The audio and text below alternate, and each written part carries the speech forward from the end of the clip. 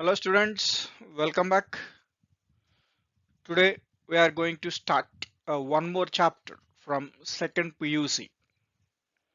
The chapter is Human Reproduction, Part 1. Introduction.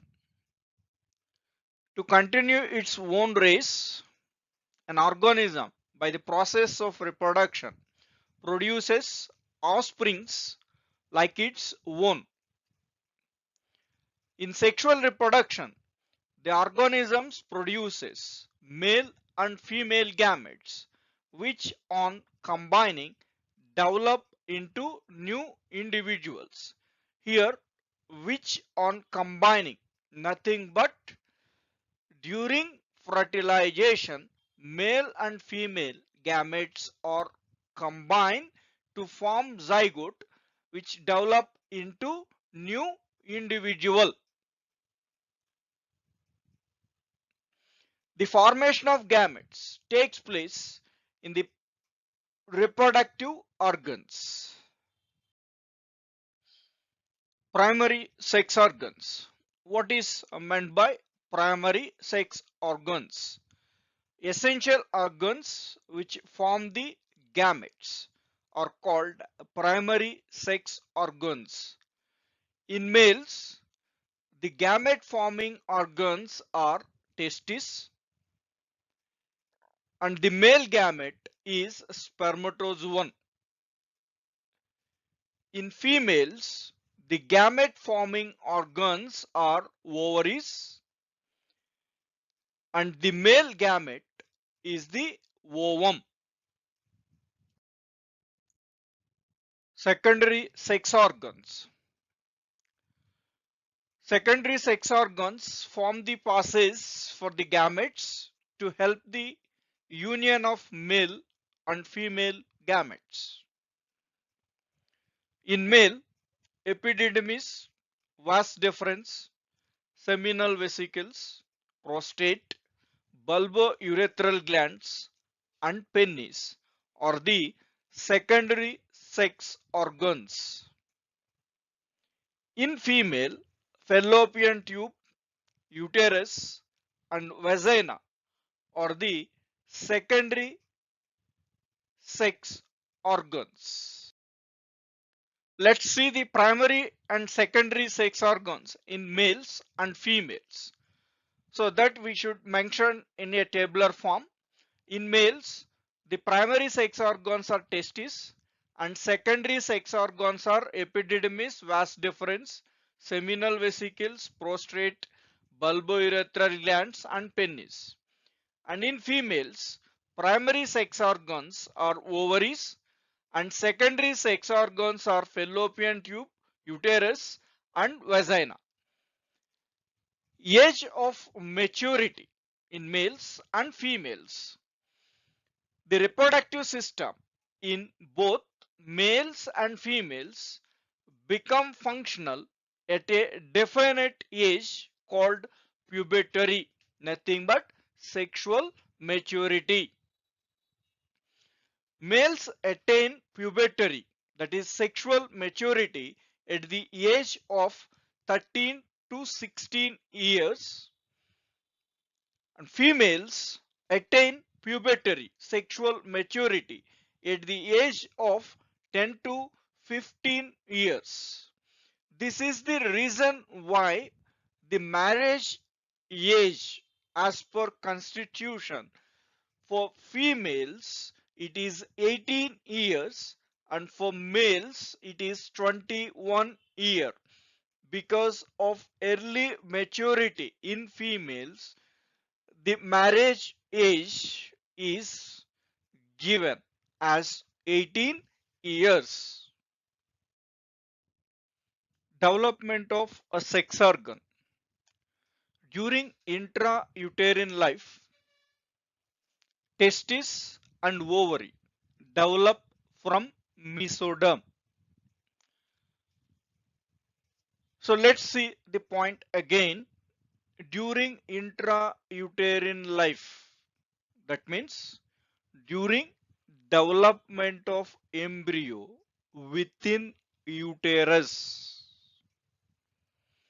The embryo differentiates into three layers. The outer layer is called ectoderm, middle layer is called mesoderm, inner layer is called endoderm. From these three embryonic layers, different types of organs are differentiated during development in intrauterine life.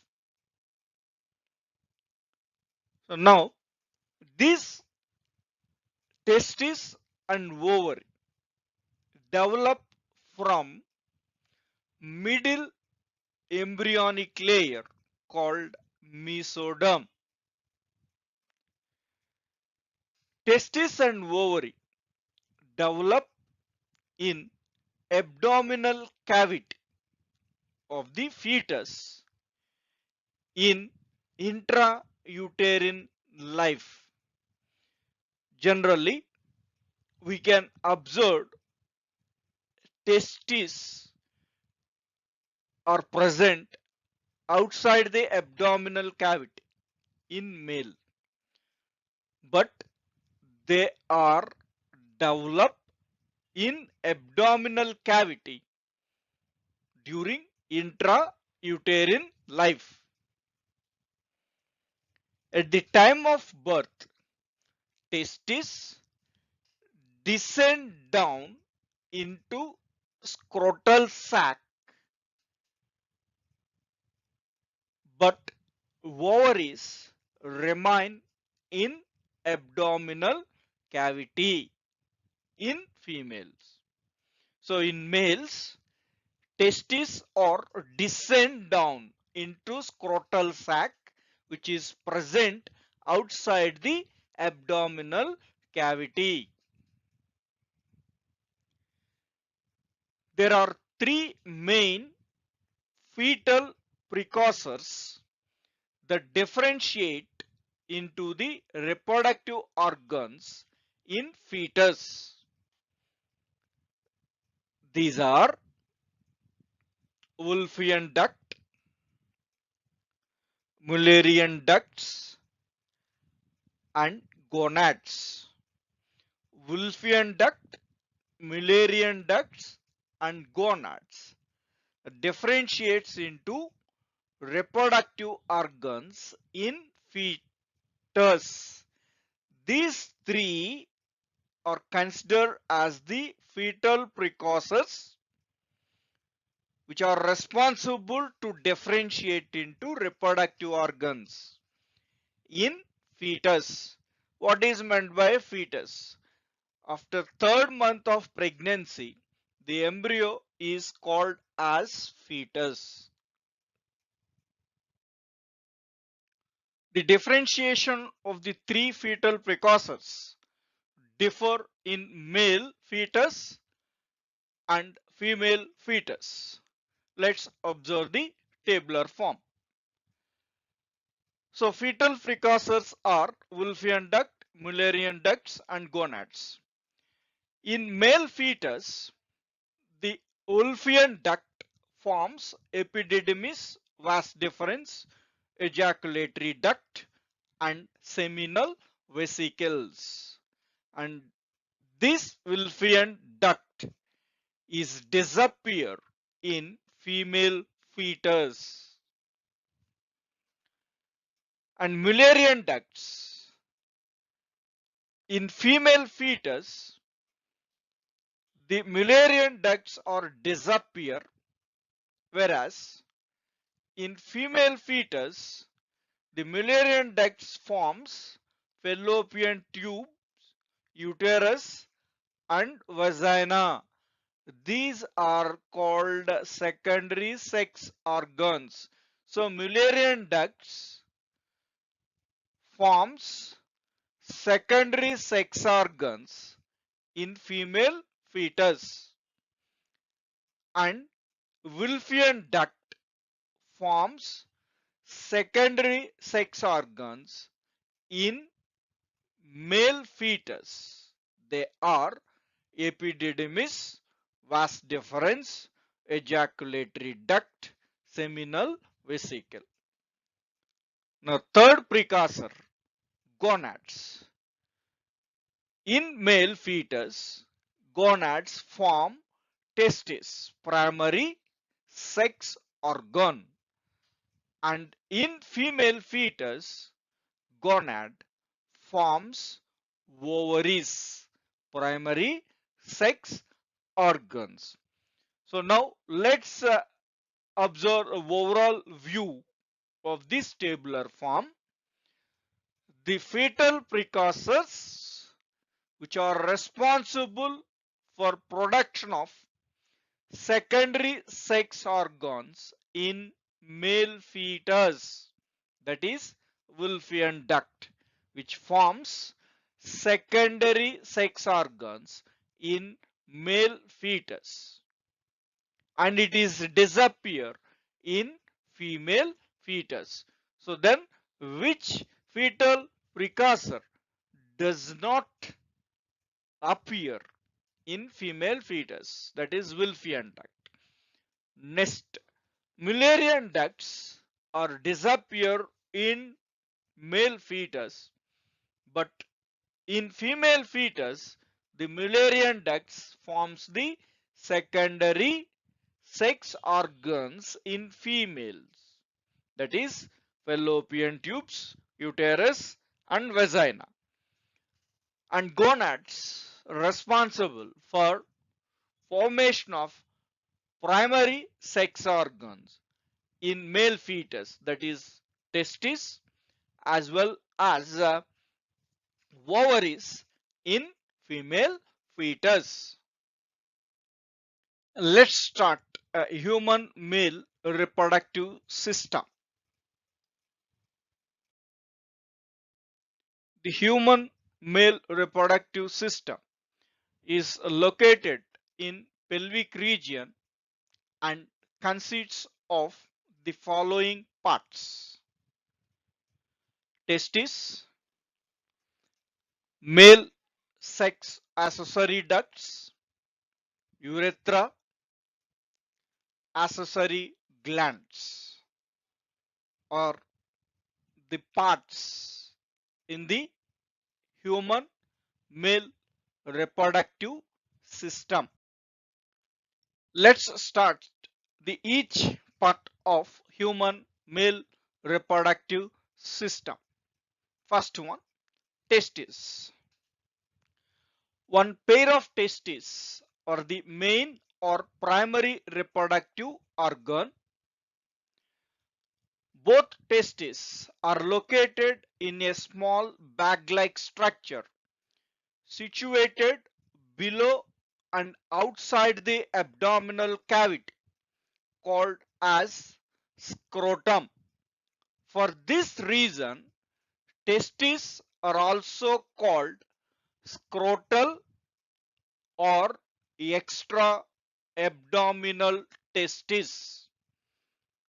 So why the testis is considered as extra abdominal testis or scrotal testis? Because the testes are situated below and outside the abdominal cavity as scrotum. For that reason, the testis is called as scrotal testis or extra abdominal testis. So let's observe the diagram.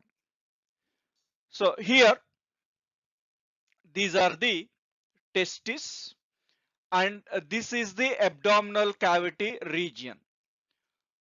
So the testes are descend outside the abdominal cavity and present in a sac-like structure called as a scrotum. Hence, the testis is also called scrotal testis or extra abdominal testis. The scrotum helps to maintain the temperature of testis 2 to 3 degrees centigrade below the normal body temperature, which is essential for spermatogenesis. So now this point represents the function of the scrotum in human reproductive system. So what is the function of a scrotum? So scrotum helpful to maintain low temperature. Low temperature. The temperature is 2 to 3 degrees centigrade less than the normal body temperature. So that temperature, that low temperature is essential for the spermatogenesis. So what is meant by spermatogenesis? The formation of sperms is called spermatogenesis. Internally, scrotum is lined by Dartos muscles and spermatic fascia. Dartos muscles helps in regulation of the temperature within the scrotum. Just now in this slide, in first point, we discussed scrotum helps to maintain the temperature. The temperature in the scrotum is regulated by Dartos muscles which are present in the scrotum internally. Each testis is attached to the wall of scrotal sac through flexible elastic fibers. This group of flexible and elastic fibers is called gubernaculum or mesorchium. Each testis is attached to the dorsal body wall of the abdominal cavity through a cord called spermatic cord. In previous point, the testis is attached to the scrotal sac through a fibers called gubernaculum. And in this point, testis is attached to the wall of abdominal cavity through spermatic cord. And this spermatic cord is made up of a spermatic fascia. Scrotum is connected to the abdominal cavity through a passage termed as inguinal canal. During embryonic stage, testes develop in abdominal cavity and they descend into the scrotum through inguinal canal at the time of birth.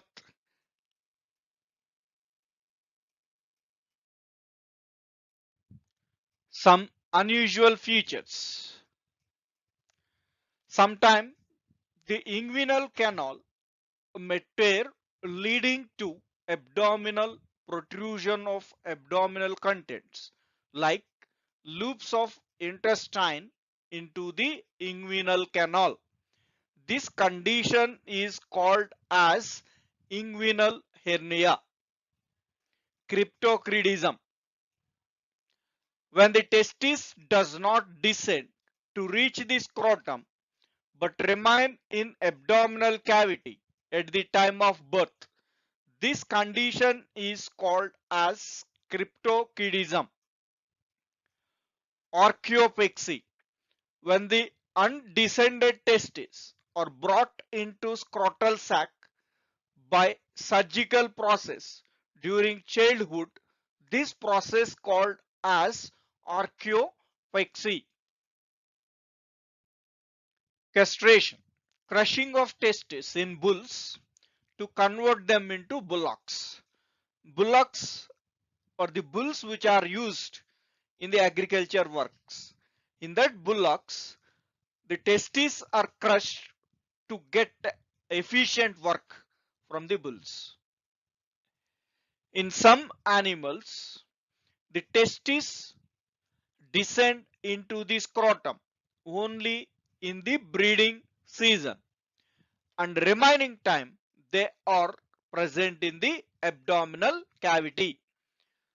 So examples are rats, squirrels, bats, etc. Testes of some animals are permanently placed in the abdominal cavity. Their scrotum is vestigial or gone. That means scrotum is present in that animals, but testis does not descend into the scrotum. Testes are permanently present in the abdominal cavity. The examples are elephant, prototherians, Dactylis platypus and echidna comes under this prototherians.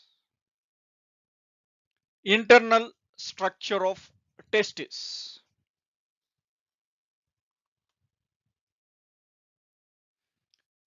The internal structure of testis. Each testis is oval in shape. Testis is approximately 4 to 6 centimeters in length and about 2 to 3 centimeters in width. Testis is covered by three coats.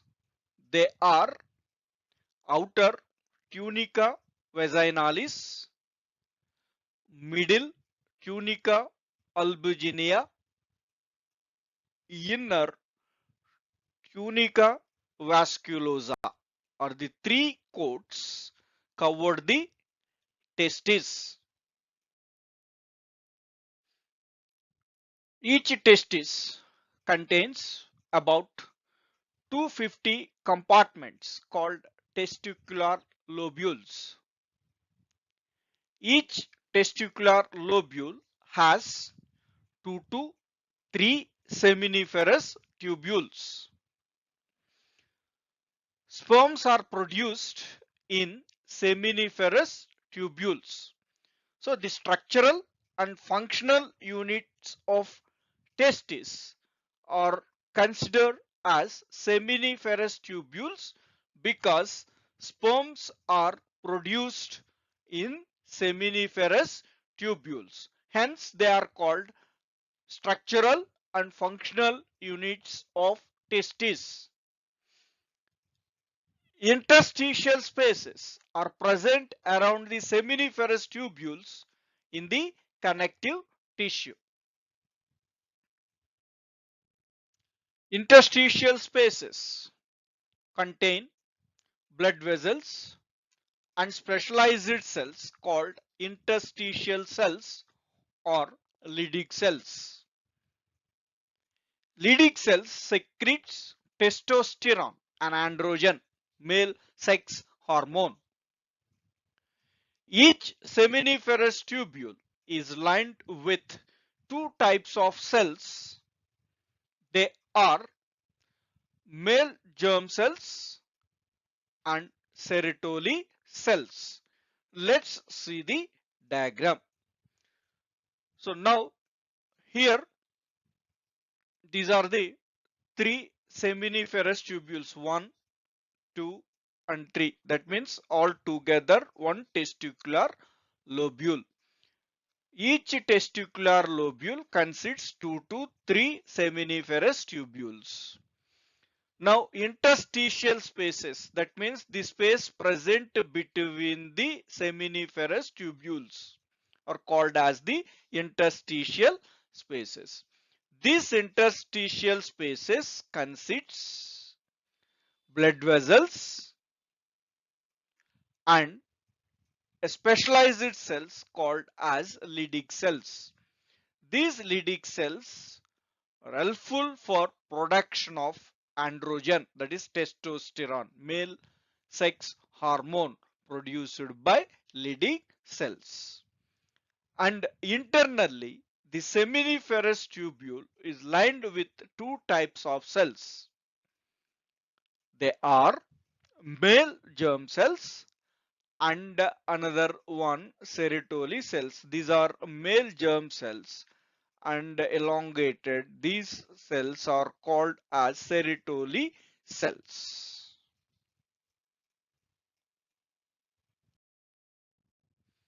The male germ cells, also called spermatogonia, they undergo meiotic division leading to the formation of sperms. So in seminiferous tubules, spermatozoa or sperms are produced by male germ cells. They are also called spermatogonia. So which division is helpful to production of these sperms? Meiosis division. That means spermatogonia are in diploid condition and which undergo meiosis division to produce haploid gametes called sperms. Serotoli cells. These serotoli cells provide nutrition to the growing germ cells. Male sex accessory ducts. So the ducts which are essential in male reproductive system to carry gametes from testes. The male sex accessory ducts are reta testis, vasa efferentia, epididymis, vasa deferens, or the male sex accessory ducts. Reta testis. The seminiferous tubules open into spaces along the inner side of testis called reta testis. Let's see the diagram. So all these seminiferous tubules, these are all seminiferous tubules. This portion, this region is seminiferous tubules are open into the space that is called as reta testis. Vasa efferentia. From reta testis, a number of small tubules called vasa efferentia or efferent ducts emerge that fuse in the head of epididymis. So let's see in the diagram. So reta testis, the space in which seminiferous tubules are open. And from this reta testis, a small tubules are arises. They are called as efferent ducts or maybe vasa efferentia. And they are fused, that small tubules are fused into the head of the epididymis, highly coiled upper portion of epididymis, head region.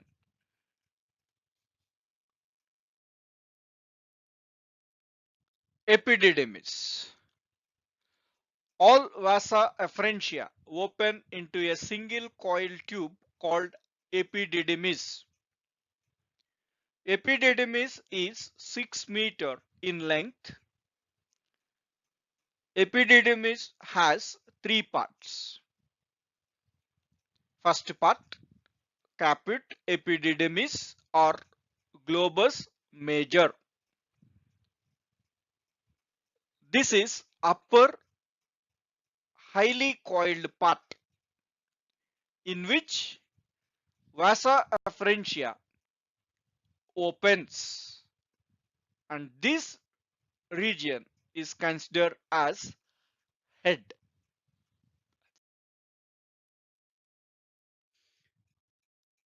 Second part of epididymis is corpus epididymis, and it is a middle part of epididymis. Let's see in the diagram. So this region is epididymis and it is divided into three regions: head of epididymis, middle part of epididymis, and it is tail part of the epididymis. The head of epididymis is called as capita epididymis or globus major, in which vasa efferentia are open. And corpus epididymis, it is the middle part. This region is called as corpus epididymis. And the third part of epididymis is called cauda epididymis or globus minor, and it is also considered as tail of epididymis, or it is the basal and least coiled part of epididymis. So head of epididymis, that is capita epididymis, is highly coiled region, and the least coiled region is cauda epididymis. And the functions of epididymis. Epididymis can temporarily store the sperms for as long as 1 month, and here the functional maturation of sperms takes place. Hence, the epididymis is considered as primary storehouse for spermatozoa. The sperms reach the abdominal cavity due to pulsation of the vas deferens. Vas deferens. Cauda epididymis enters inside the abdominal cavity from the scrotal sac in the form of vas deferens. Let's see the diagram. This region is the epididymis, and this portion is considered as head of epididymis or capita epididymis, in which vasa efferentia are opens, and this portion is middle portion, and the basal portion of epididymis is called as cauda epididymis. This cauda epididymis enters into the abdominal cavity because this testis is present in the scrotal sac outside the abdominal cavity. So this cauda epididymis enters inside the abdominal cavity through a duct called as vas deferens. This is vas deferens, and through which it opens into the abdominal cavity. And this vas deferens acts as a secondary storehouse for spermatozoa.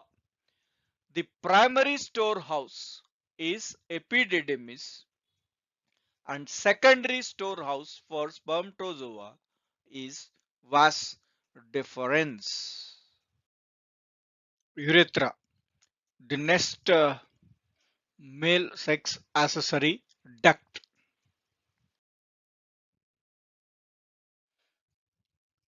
Urethra is also called ejaculatory duct. It passes through the prostate gland and the penis. It measures about 20 centimeters in length,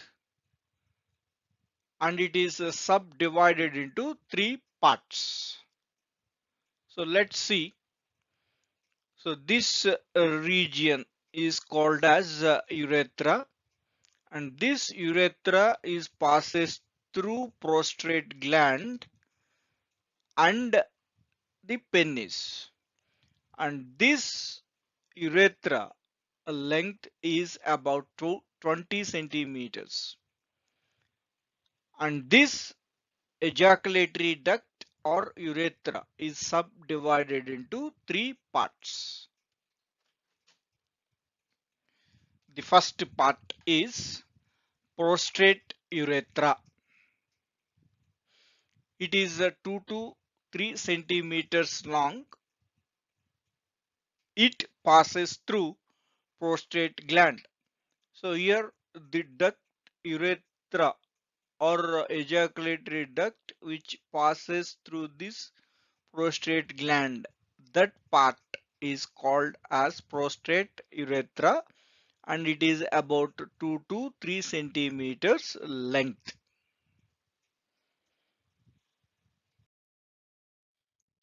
The second part is called as membranous urethra. It is about 1 centimeter in long. It is surrounded with external urethral sphincter. And third part, it is called as spongy urethra. It is about 15 to 20 centimeters long. The spongy urethra enters the bulb of the penis and ends at the external urethral orifice. This region, external urethral orifice, and this part of this urethra is called as spongy urethra. So the next part is penis. It shows three spongy erectile tissues. In the three spongy erectile tissues, two tissues are present dorsolaterally and one tissue it is present mid-ventral. The two dorsolateral tissues of the penis are called as corpora cavernosa and the one mid-ventral spongy tissue is called as corpus spongiosum. Urethra passes through this corpus spongiosum. Let's see the diagram. So now this part is called as a penis and the tube-like structure within this penis it is urethra, already we discussed, and this urethra passes through this corpus spongiosum, that means mid-ventral tissue of the penis. So now the entire penis consists three spongy erectile tissues. In that three spongy erectile tissues, two are present dorsolaterally. So lateral sides means this is a dorsal lateral side of this penis. And one erectile tissue is present on mid-ventral. So the two dorsolateral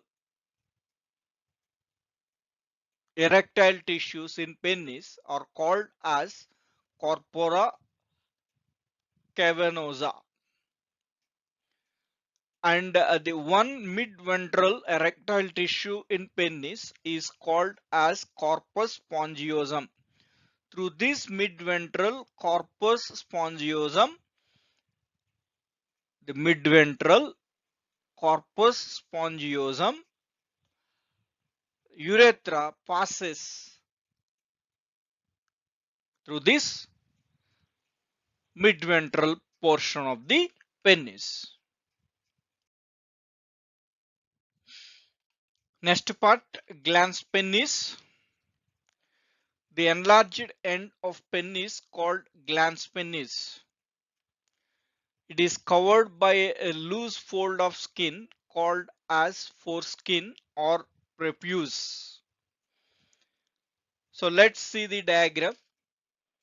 So the end enlarged portion of this penis is called as glans penis and this enlarged portion glans penis is covered with a loose fold of skin called as foreskin.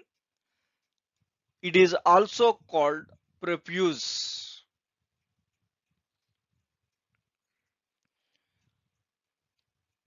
Prepucial glands or glands of Tyson.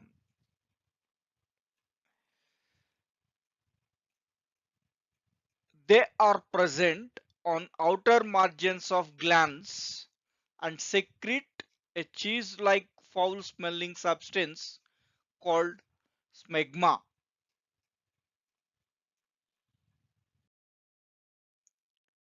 Students, till now we are completed some concepts related to human male reproductive system.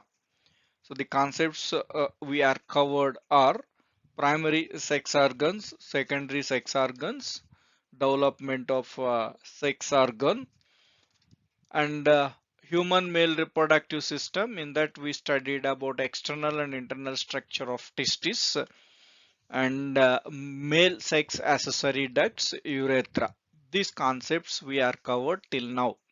So based on these concepts, let's do a small assignment on this topic. So the first question is, what is meant by primary sex organs? Second, name the various secondary sex organs in male and female. Third, what is a pubescence? The fourth, from which embryonic layer testis and ovary develop. Fifth, name the three fetal precursors that differentiate into the reproductive organs in fetus. Sixth, what is meant by fetus? Seventh, what is the significance of a scrotum, or what are the function of a scrotum?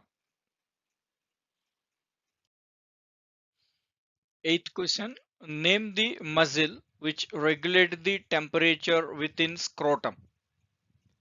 Ninth, name the fibers through which testes are attached to the wall of scrotal sac. 10th, name the canal through which testes descend into scrotum at the time of birth. 11th, what is cryptorchidism? 12th, name two animals in which testes descend into the scrotum only in breeding season.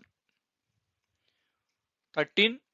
What are structural and functional units of testis? 14. Name the cells which produce testosterone.